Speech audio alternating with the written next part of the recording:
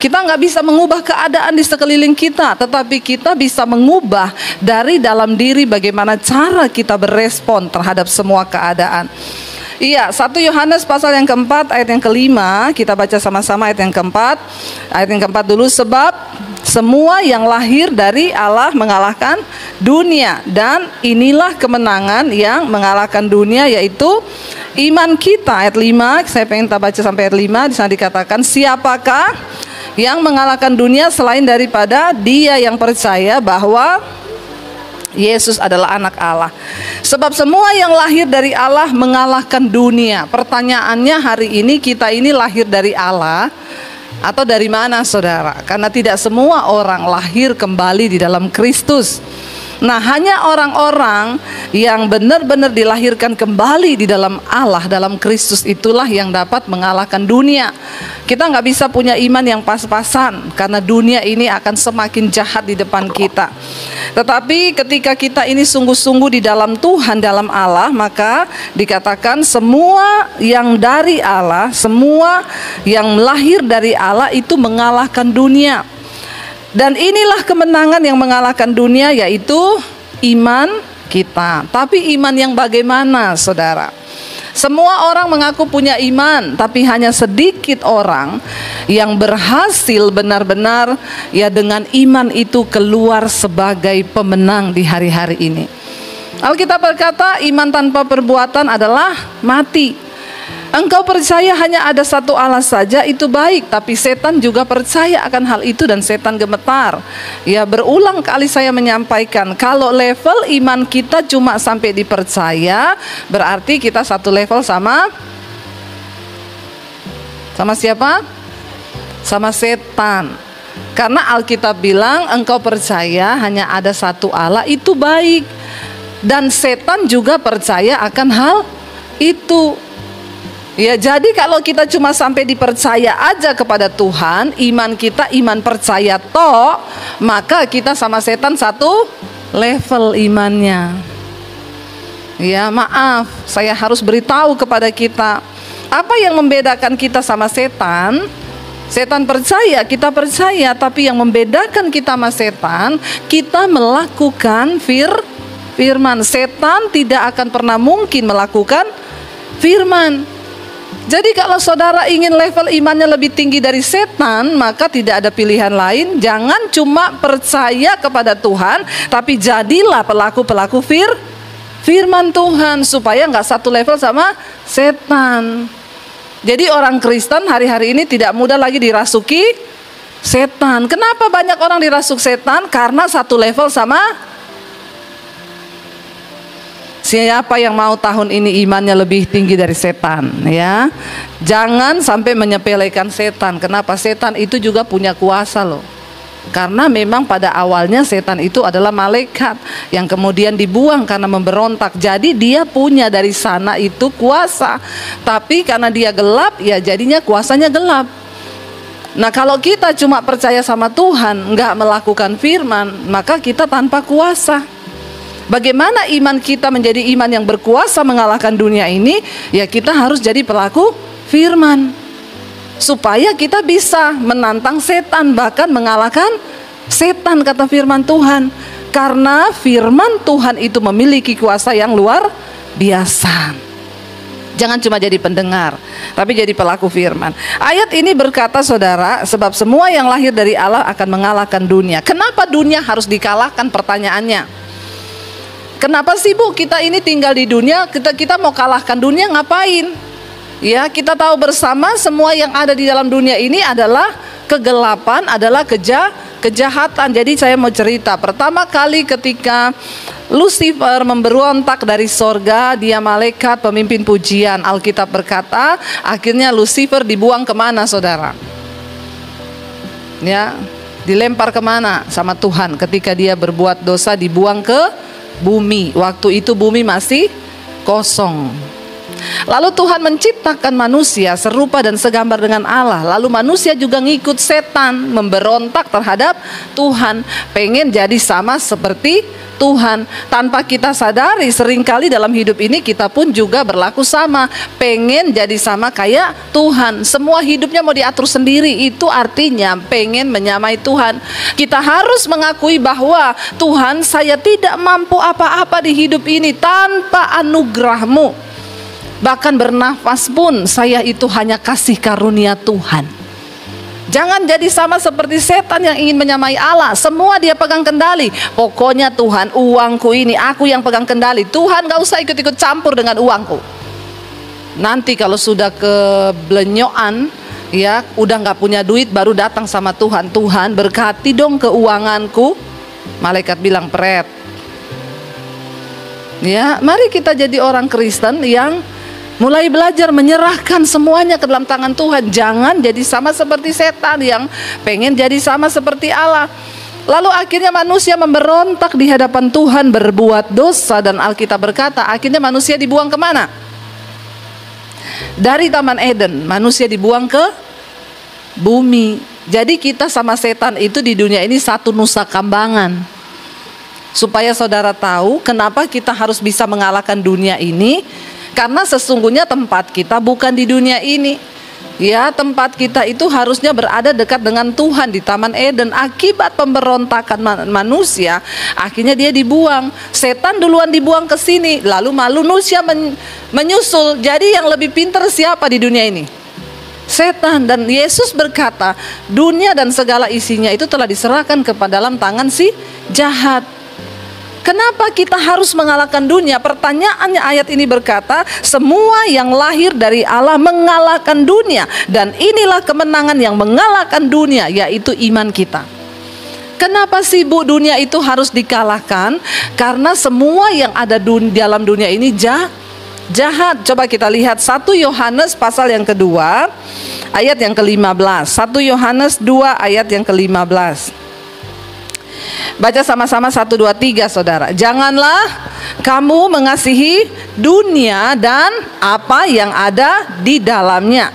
Jikalau orang mengasihi dunia, maka kasih akan Bapa tidak ada di dalam orang itu. Ngeri nggak saudara? Kita harus tahu dulu ya, kenapa kita harus kalahkan dunia? Karena Alkitab berkata kalau kamu tidak mengalahkan dunia, kamu mengasihi dunia, maka sudah pasti kasih akan Bapa tidak ada di dalam diri kita. Dunia selalu bertentangan dengan Tuhan. Kenapa kita harus mengalahkan dunia ini? Janganlah kamu mengasihi dunia dan apa yang ada di dalamnya. Karena dunia ini jahat, dan di dalamnya itu semua adalah yang jahat. Ya, maka dari itu dikatakan jikalau orang mengasihi dunia, maka kasih akan Bapa tidak ada di dalam orang itu. Ngeri saudara, orang yang mengasihi dunia tidak mungkin berkenan kepada Tuhan. Lalu apa sih Bu? Kenapa sih dunia dikatakan jahat? Yuk kita sambung ayat yang berikutnya, ayat yang ke-16 ya. Ayat yang ke-16 baca sama-sama 1, 2, 3. Sebab semua yang ada di dalam dunia, yaitu keinginan daging dan keinginan mata serta keangkuhan hidup, bukanlah berasal dari Bapa, melainkan dari, karena ternyata yang ada di dunia ini semua hal-hal yang bukan berasal dari Bapa. Karena dunia ini pembuangan. Ya, nusa kambangan tadi, setan dibuang di nusa kambangannya di dunia sini, kita juga dibuang di sini. Jadi kita hidup satu nusa kambangan sama setan. Makanya supaya kita tidak terseret oleh pekerjaan setan di dunia ini, tidak ada pilihan lain. Iman kita harus kuat dan hidup. Ya, kalau enggak terseret semua saudara. Nah, ini yang ada dalam dunia ini, yaitu apa yang ada dalam dunia yang bukan berasal dari Allah. Yang pertama keinginan daging. Semua kita punya daging? Punya ya, walaupun kurus tetap ada daging loh. Siapa yang paling kurus ini? Ya, pasti ada dagingnya ya. Daging yang pertama saudara, Galatia 5 berkata keinginan daging itu telah nyata. Apa itu daging? Percabulan ya, kenajisan, Ya, percederaan, roh pemecah belah, perselingkuhan, amarah, kepahitan, dendam, iri hati, sakit hati, itu semua ada di dalam daging. Jangan pikir, oh saya kurus bu, daging saya kecil. Biasanya yang kurus itu malah besar loh keinginan dagingnya. Ya, jadi kita ini nggak dilihat dari gendut atau kurusnya. Saya sih membela orang-orang yang gendut hari ini ya. Apalagi setelah tahun baru dan Natalan nih pasti pada naik semua ini timbangannya ya. Tapi tidak apa-apalah ya, gendut kurus yang penting berkenan sama Tuhan. Amin. Ya, dikatakan di sana ini perbuatan daging itu telah nyata. Yang pertama yaitu percabulan, kecemaran, hawa nafsu, apalagi di sana dikatakan ya, penyembahan berhala. Lalu apa? Sihir, perseteruan, perselisihan itu daging. Jadi jangan banyak-banyak berselisih ya. Iri hati itu daging, amarah, kepentingan diri sendiri, percederaan, roh pemecah. Jangan ada yang membawa roh pemecah belah di sini. Lalu kedengkian, ini daging. Apalagi kemabukan, apalagi pesta pora dan sebagainya. Terhadap semuanya itu, kuperingatkan kamu seperti yang telah kubuat dahulu, kata Rasul Paulus di sini. Firman Tuhan bilang bahwa barang siapa melakukan hal-hal yang demikian, ia tidak mendapat bagian dalam kerajaan Allah. Jadi saudara tahu kenapa kita harus punya iman yang hidup untuk mengalahkan dunia? Karena yang ada di dalam dunia ini bukan yang dari Tuhan. Yang pertama, keinginan daging. Ini daging loh, kita udah baca tadi tuh, ini bukan setan. Yang saudara baca dari awal tadi, percabulan, kenajisan, hawa nafsu, amarah, kebencian, itu bukan setan, itu daging. Jadi kalau ada orang selingkuh, hidup dalam kenajisan, jangan cepat-cepat salahin setan, karena ini daging dan ini yang ada di dalam dunia. Ya, makanya kita harus punya iman yang kuat untuk mengalahkan ini. Lalu yang kedua, kita balik ke 1 Yohanes 2 tadi ayat yang ke-16. Yang kedua yang ada dalam dunia ini dikatakan adalah keinginan mata. Yang kedua, keinginan mata. Jadi mata ini ternyata punya keinginan. Ya, mata saudara punya keinginan enggak? Wah, ingin terus bu, lihat itu pengen, lihat itu pengen, lihat bajunya orang keren ya beli ah, lihat itu wah keren ya beli ah. Hati-hati sama keinginan mata. Sering kali kita tidak menyadari bahwa hal-hal ini dapat memperbudak kita ya, dan membuat kita tidak berkenan pada Tuhan. Keinginan mata kalau itu selama masih bisa ya silakan, tetapi jangan kebangetan. Ada orang yang beli tas setiap seminggu tuh beli tas satu, beli tas lagi, beli tas lagi, beli tas lagi, nggak pernah puas saudara. Beli baju, beli baju, beli baju. Ya, mari kita mengendalikan diri kita. Hati-hati dengan yang namanya keinginan mata. Yesus berkata, mata adalah pelita tubuh. Jika matamu gelap, maka gelap seluruh hidupmu. Tetapi jika matamu baik, engkau memandang perkara-perkara surgawi, perkara-perkara ilahi yang engkau pandang, maka teranglah seluruh hidupmu. Jangan buat matamu gelap saudara. Makanya ada istilahnya, iya mata gelap bu. Ya, selalu pengen lihat orang begini, pengen lihat orang begitu, pengen. Kita perlu berdoa saudara, supaya kita menekan semua yang ada di dalam daging kita ini. Ya, nih ya, Lukas 11 ya dikatakan, matamu adalah pelita tubuhmu. Jika matamu baik, teranglah seluruh tubuhmu. Tetapi jika matamu jahat, maka gelaplah seluruh tubuhmu. Ya, bicara tentang gelap tubuh di sini bukan kulit hitam atau kulit putih. Jangan pikir oh saya putih aman nih, terang tubuh saya. Ya, ini di mata, di pandangannya Tuhan.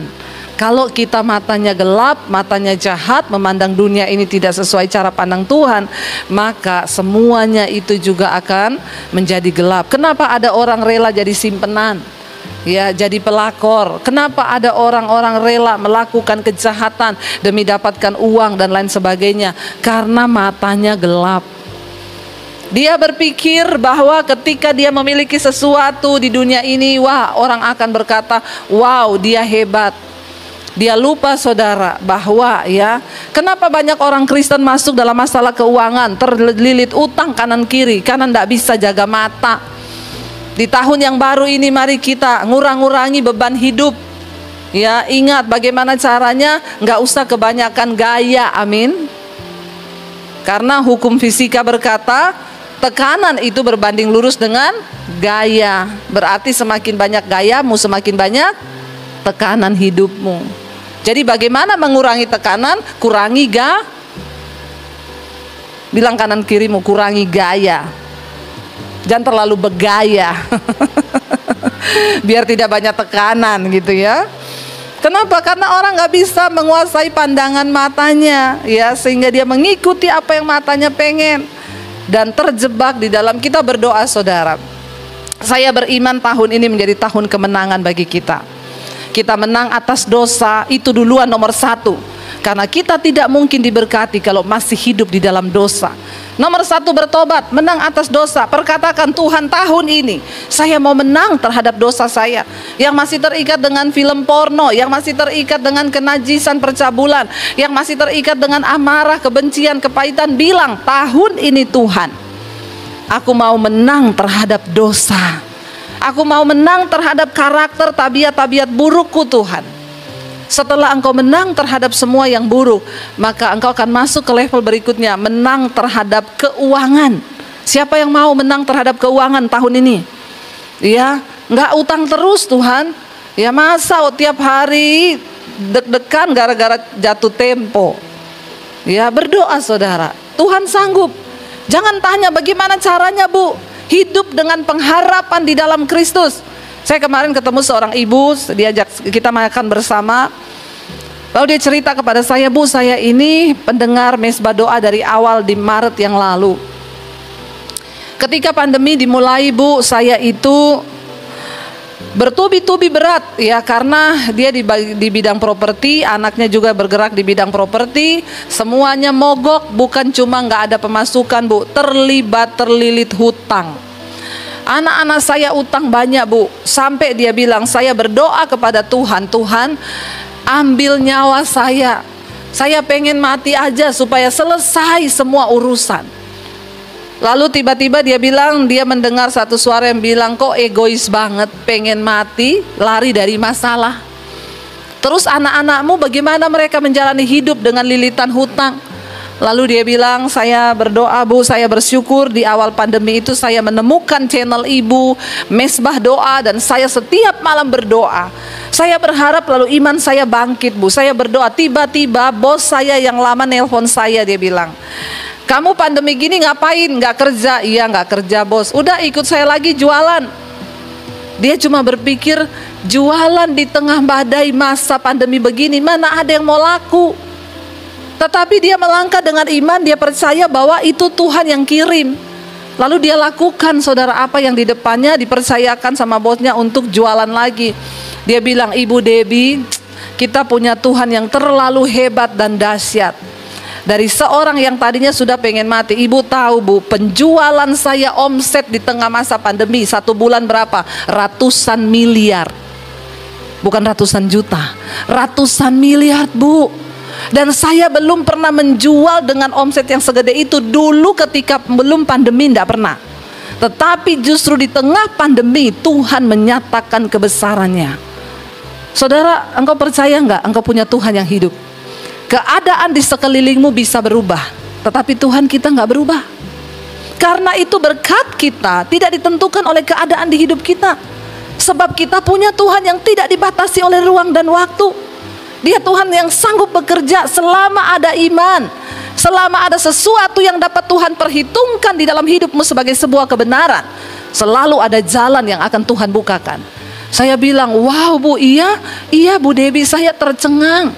Apa yang Tuhan buat? Saya belum pernah jualan sebelum pandemi itu dengan omset yang ratusan miliar di tiap bulan. Tapi Tuhan nyatakan itu justru di tengah-tengah masa pandemi. Karena itu semua dia bilang, saya hanya mau ngomong itu cuma karena Tuhan. Dan dia berkata, terima kasih, Bu. Terima kasih karena mesbah doa menjadi kekuatan bagi saya di tengah-tengah masa pandemi. Saudara, ya, kita harus percaya. Mari kita memandang kepada Tuhan, melihat semua yang Tuhan buat di depan kita itu baik adanya. Hiduplah dengan pengharapan. Jangan biarkan matamu menguasai engkau sehingga engkau melihat hal-hal yang tidak benar. Lihatlah kepada Tuhan. Lalu yang ketiga tadi di sana dikatakan apa yang ada di dalam dunia ini. Yang ketiga adalah keangkuhan hidup, yaitu kesombongan. Ya. Sebab yang ada dalam dunia ini dikatakan tadi 1 Yohanes 2 ayat 16 ya. Keinginan mata serta keangkuhan hidup bukanlah berasal dari Bapa melainkan dari dunia. Ya, hidup itu ndak usah sombong-sombong, biasa aja. Amin. Orang-orang itu kalau ketemu saya selalu ngomongnya gini, Bu Debbie itu rendah hati ya. Saya tanya gini, kamu tuh nilai saya rendah hati itu dari mana?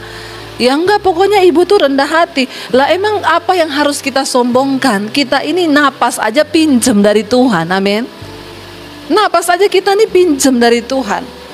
Ya, kemarin teman saya datang ke rumah saya, saudara, ada ucapan syukur. Dia lihat saya ngepel rumah, saya ngepel teras, saya cuci piring. Dia bilang, ya ampun, sekelas Debbie Basir masih ngepel, masih nyuci piring. Saya bilang, emang kenapa? Ya inilah kita ya. Maksudnya, ya emang kenapa? Saya bilang, saya dari dulu begini, nggak ada yang berubah. Dia bilang, iya ya, nggak usah sombong-sombong ya Bu. Mau sombong apa yang mau disombongkan, saudara? Yang ada dalam dunia dikatakan keangkuhan hidup, kesombongan. Orang yang sombong itu sama dengan orang yang menentang Tuhan dan hidupnya tidak mungkin diberkati. Mari kita berdoa hari-hari ini supaya kita buang semua keangkuhan hidup. Ya angkuh, ya kaya sombong biasa, miskin sombong juga banyak. Jadi nggak kaya nggak miskin, semua orang punya bakat sombong. Tapi Alkitab berkata Tuhan menentang orang yang sombong, tetapi Dia meninggikan orang yang rendah hati. Mari kita minta pada Tuhan, tahun ini kita jalani dengan rendah hati. Supaya apa, saudara? Ya, supaya kita bisa mengalahkan dunia ini. Jangan sampai kita terbawa dengan apa yang ada di dunia ini. Dan ayat 17 berkata di sini, ya kita lihat ayat 17, kenapa kita harus mengalahkan dunia? Ayat 17 berkata, dan dunia ini sedang lenyap dengan keinginannya, tetapi orang yang melakukan kehendak Allah tetap hidup selama-lamanya. Kenapa kita harus kalahkan dunia? Karena semua yang dunia tidak berasal dari Allah, dan dunia ini sedang lenyap. Jadi kalau kita ikut-ikutan mencintai dunia, maka nasib kita juga sedang lenyap. Sebagai orang percaya, kita ini tentunya Tuhan mau supaya keuangan kita itu sehat. Siapa yang mau keuangannya sehat? Angkat tangan ya, semuanya pasti mau. Artinya kalau keuangan sehat itu bagaimana? Ya, semua lancar. Ya, kebutuhan kita lancar. Cicilan juga? Siapa yang ada cicilan? Angkat tangan. Ya. Tuhan itu adalah Tuhan yang merancangkan bagi umatnya itu memiliki kehidupan keuangan yang sehat.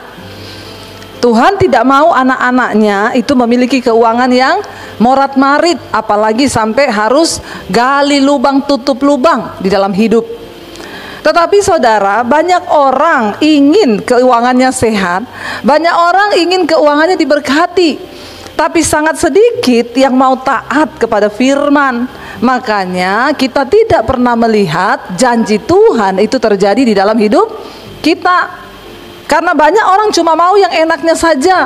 Tetapi kita percaya dan kita tahu firman Tuhan itu selalu ada sebab, ada akibat. Ingat itu. Banyak orang berpikir janji Tuhan itu semesta-mesta terjadi di dalam hidup kita. Makanya saya selalu mengulang-ulang, ingat ya, kasih Tuhan itu tidak ada syarat. Waktu saudara berdosa, Dia pilih saudara dan saya untuk menjadi anaknya. Tidak ada syarat.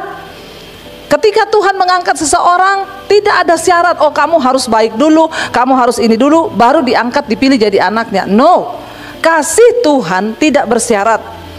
Ketika kita minta ampun juga hari ini, misalnya kemarin kita buat dosa, hari ini kita minta ampun, apakah ada syarat? Tuhan ngomong, oh kamu harus gini dulu, bayar itu dulu, bayar ini dulu, baru aku ampuni. No.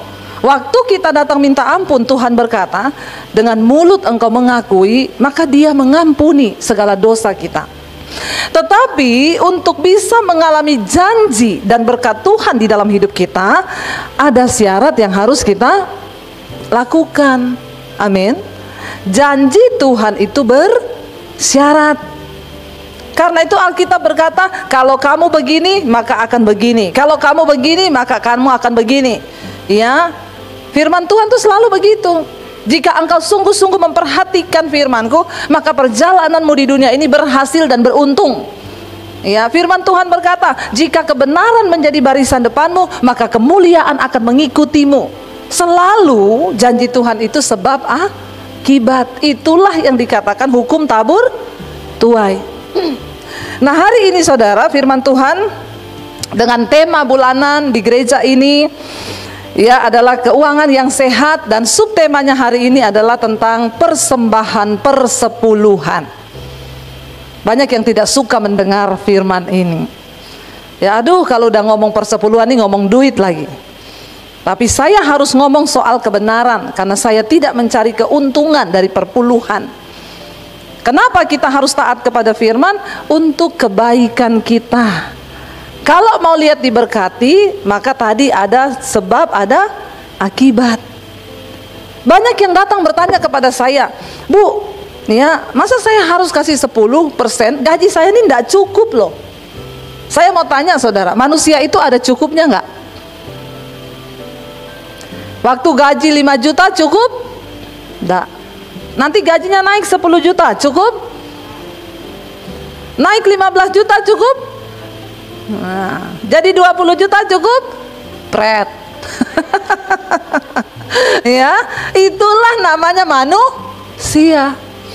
Terus kalau kita tunggu cukupnya, kapan kita nabur? Ayo, saya tanya kepada saudara, cukup menurut ukuran kita? Banyak orang yang bilang, Bu, nanti kalau sudah cukup baru saya menabur, sekarang saya belum cukup. Saya bilang, takaran cukupmu itu seberapa? Alkitab tidak berkata begini, menaburlah saat engkau cukup. No. Persembahan terbaik yang pernah tercatat di dalam Alkitab bukan dari orang yang kaya, tapi dari seorang janda yang miskin. Mengapa janda itu bisa memberikan semuanya dengan ketaatan kepada Tuhan? Karena Tuhan lihat apa? Ingat, Tuhan kita, Tuhan yang melihat hati.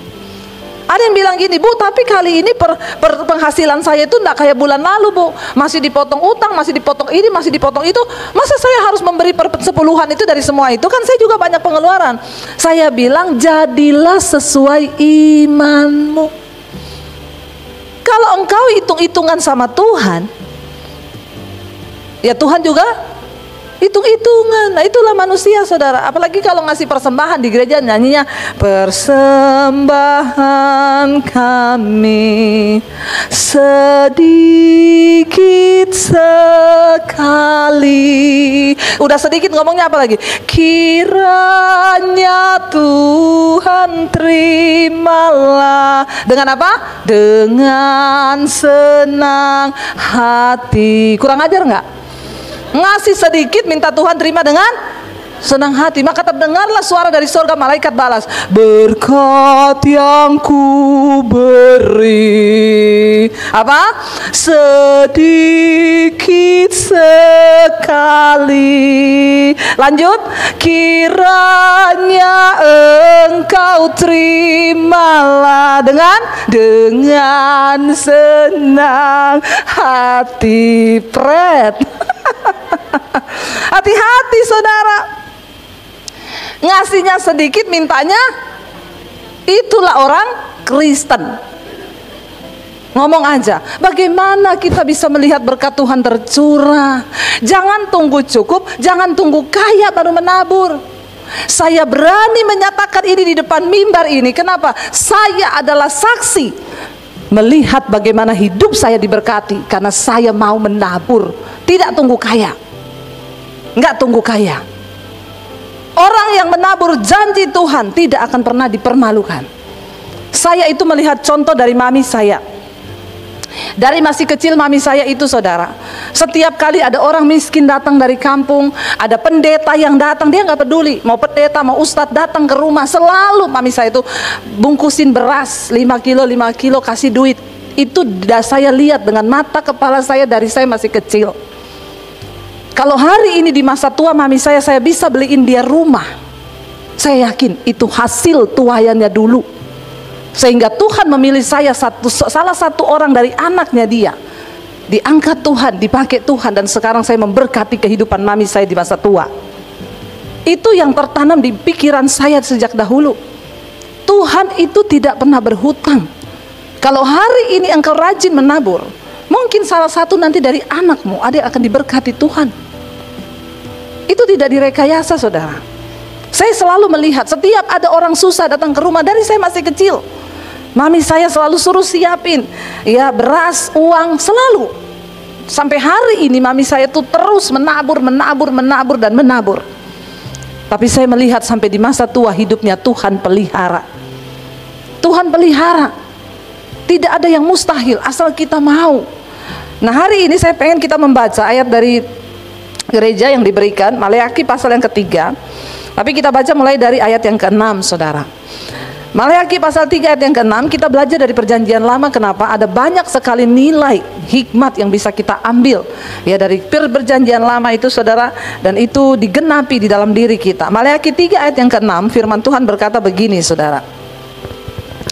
Bahwasannya aku Tuhan tidak berubah, dan kamu Bani Yakub tidak akan lenyap. Sejak zaman nenek moyangmu kamu telah menyimpang dari ketetapanku dan tidak memeliharanya. Kembalilah kepadaku dan aku akan kembali kepadamu, firman Tuhan semesta alam. Tetapi kamu berkata, dengan cara bagaimanakah kami harus kembali? Jadi bangsa ini, saudara, tidak pernah mau nurut kepada firman Tuhan.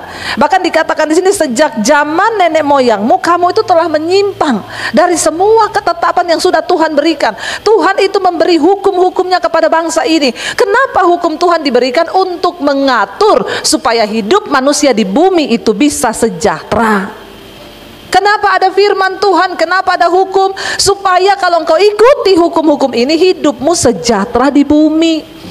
Tuhan berkata, bahkan sejak zaman nenek moyangmu kamu itu telah menyimpang dan menyimpang dari ketetapanku dan tidak memeliharanya. Makanya Tuhan bilang, kembalilah kepadaku, maka aku akan kembali kepadamu, firman Tuhan semesta alam.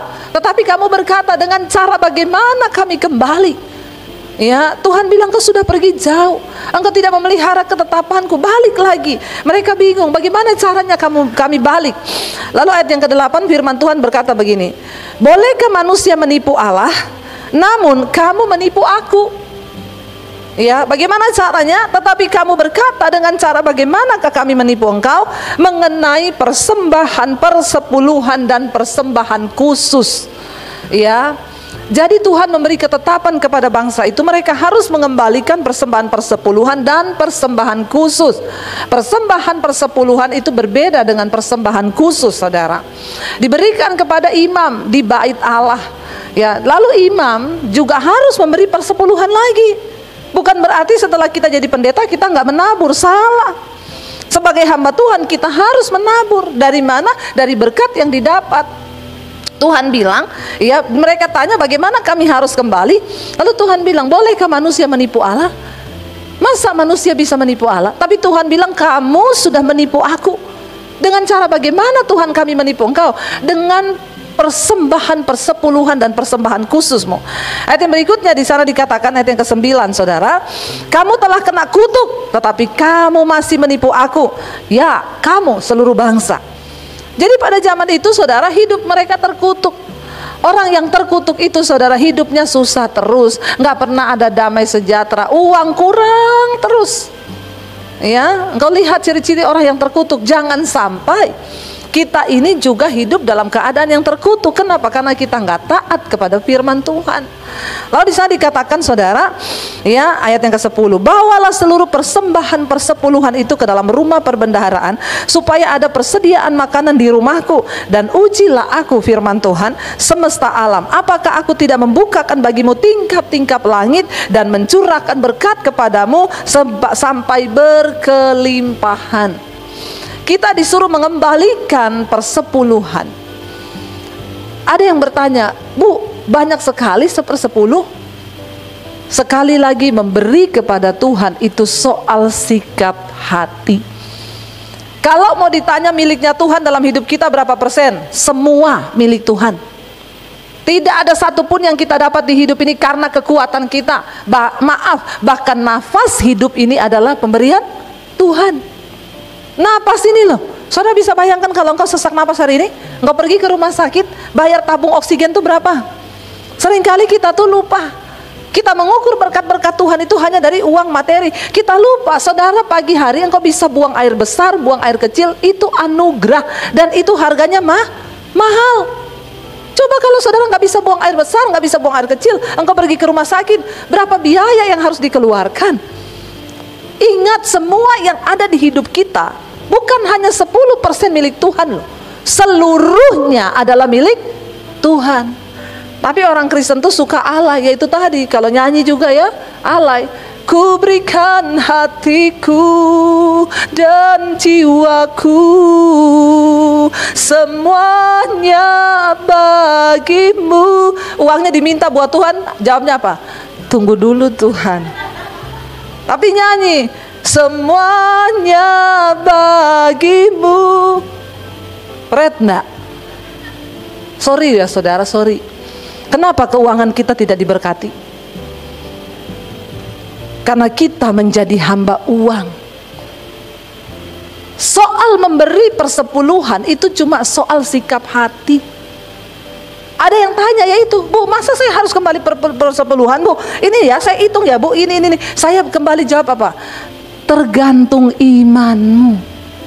Jadilah sesuai dengan imanmu. Karena barang siapa menabur banyak, dia akan menerima banyak. Siapa menabur sedikit, dia akan menerima sedikit. Dan jangan pernah tunggu cukup baru engkau menabur. Saya selalu bersaksikan kepada saudara, ya, jangankan saudara uang banyak. Orang saya pernah tinggal punya uang 50.000 kan. Saya sudah saksikan di sini kan. Ada orang datang minta, anaknya sakit mau ke rumah sakit. Itu kan Tuhan lihat sikap hati kita kan. Saya bilang, kenapa juga dia pinjam 50.000? 20 tahun yang lalu nih 20.000. Saya bilang sama suami, kenapa dia pinjam 50.000? Kita tinggal punya 50.000, dia pinjam lagi 50.000. Pinjam ke 25 biar bisa bagi dua kan. Tapi saya masuk ke kamar, suami saya udah bilang gini lagi, aku nurut kamu loh. Karena imanmu itu biasanya yang nyampe, aku ndak nyampe ya. Kalau 50.000 dipinjam 50.000, imanku jujur ndak nyampe, aku ndak bakal kasih. Tapi terserah kamu yang peka, kata suami saya. Saya masuk di kamar, saya berdoa, Tuhan, bagaimana ini Tuhan? Jawaban Tuhan cuma gini, kesusahan sehari cukup untuk sehari. Besok itu ada kesusahannya sendiri. Kamu gak usah pikir besok, nanti aku yang akan memberkati. Tuhan bilang, sebab aku yang memberikan benih bagi para penabur. Benih itu dari aku, kamu cuma melakukannya aja. Saya bilang sama suami, kasih semua.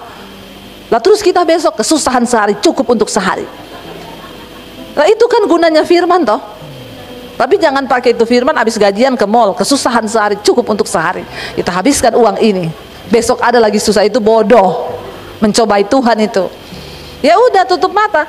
Besoknya saudara yang pernah saya saksikan kan, saya dibalikin Tuhan berapa? 10.750.000 20 tahun lalu.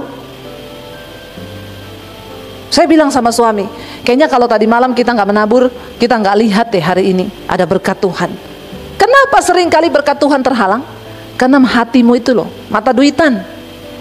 Sering kali saya tuh lihat orang yang beli barang-barang mahal buat dirinya itu, mampu loh. Tapi untuk memberkati, mengembalikan milik Tuhan, pret. Maka jangan suka nilai orang kaya itu dari merek yang dia pakai. Malah biasanya begitu-begitu pelit. Biar kalau ada yang dengar aja biar bertobat. Maaf loh saudara, maaf. Tuhan tidak melihat orang kaya itu dari apa yang dipakai. Tuhan gak lihat tasmu.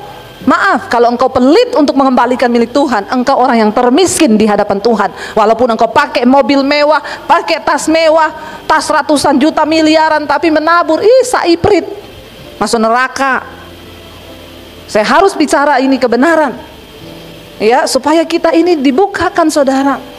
Tuhan melihat sikap hati kita. Karena sesungguhnya bukan 10% tok milik Tuhan. Semua yang kita miliki itu milik Tuhan. Dan sering kali orang itu menyerahkan hidup, menyerahkan jiwa, tapi duit, sorry Tuhan, aku serahkan hidupku loh, tapi uangku aku pegang. Makanya kita nggak pernah melihat keuangan kita sehat. Semakin kaya orang semakin khawatir, semakin takut. Saya banyak melayani orang kaya-kaya, hidupnya penuh dengan khawatir. Kenapa? Orang-orang begini mesti pelit. Kalau dia murah hati, dia suka menabur, tidak akan seperti itu hidupnya. Karena dia percaya pada kedaulatan Tuhan. Tuhan bilang, kamu menipu aku. Bagaimana mungkin kita bisa menipu Tuhan? Lewat persembahan persepuluhanmu. Engkau tidak memberi. Saudara, dikatakan di sana, ya, kamu telah kena kutuk, tapi kamu masih menipu aku. Mereka bertanya, bagaimana cara kami kembali? Bawalah seluruh persembahan persepuluhan itu ke dalam rumah perbendaharaan, supaya ada persediaan makanan di rumahku, dan ujilah aku. Zaman dulu bangsa Israel itu disuruh membawa persembahan, dipersembahkan untuk hamba Tuhan. Perpuluhan itu untuk hamba Tuhan, yaitu imam, orang Lewi, karena mereka tidak bekerja. Mereka hidup dari pelayanan. Karena mereka tidak mendapat bagian di dalam tanah warisan yang diberikan. 12 suku Israel, 11 suku dapat bagian tanah.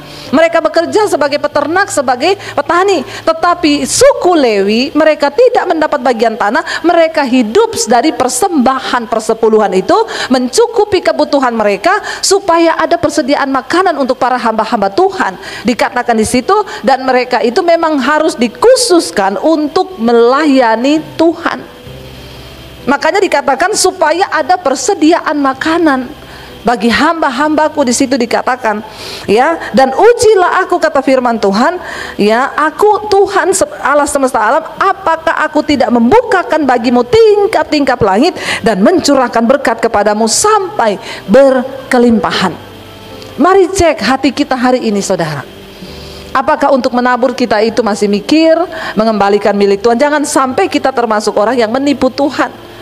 Ada yang tanya, Bu, itu kan zaman perjanjian lama, perjanjian baru itu sudah tidak ada lagi perpuluhan. Sorry saudara, masalah ini bukan soal perjanjian baru, perjanjian lama. Ini hanya tolak ukur hatimu dengan Tuhan. Kenapa? Karena sangat berbahaya kalau engkau menjadi hamba uang, maka binasa hidup. Perpuluhan itu melatih kita ini tidak cinta uang. Perpuluhan itu melatih hidup kita ini, matanya ini nggak tertuju ke duit tok, supaya kita bisa berbagi. Nah, di sini dikatakan, maka Tuhan juga bilang ayat yang berikutnya, aku akan menghardik bagimu belalang pelahap, supaya jangan dihabisinya hasil tanahmu, dan supaya jangan pohon anggur di padang tidak berbuah bagimu, firman Tuhan semesta alam. Maka segala bangsa akan menyebut kamu berbahagia.